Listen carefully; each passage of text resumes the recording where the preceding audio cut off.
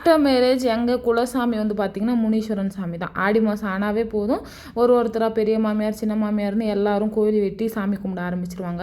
இதே வழியில் தான் வாக்கிங் போவோம் வருவோம். பட் இந்த இடம் இப்படி இருக்கவே இருக்காது, அடர்ந்த காடுகள்ன்ற நிலைமையில் தான் இருக்கும். பட் இன்றைக்கி எங்கள் பெரிய மாமியார் கை வச்சதுனால எவ்வளோ அழகாக பளிச்சின்னு ஆயிடுச்சு. நான் போகிறதுக்கு முன்னாடியே எல்லாம் செஞ்சுட்டு இருந்தாங்க. நான் போய் ஒன்ஸ் கை எடுத்து கும்பிட்டு பிரசாதத்துக்காக வெயிட் பண்ணிட்டு இருந்தேன்.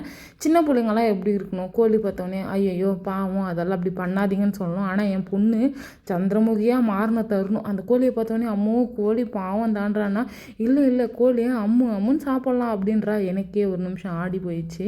அதுக்கப்புறம் பிரசாதெல்லாம் சாப்பிட்டு டைரெக்டாக வீட்டுக்கு வந்து அவ்வளோ ஒரு 1 ஹவர் தூங்க வச்சுட்டு அப்புறம் மாமி என்ன பண்ணுறாங்க அப்படின்னு பார்க்கலான்னு போனேன். நல்லா நாட்டுக்கோழியாக அடுத்து வச்சுருந்தாங்க.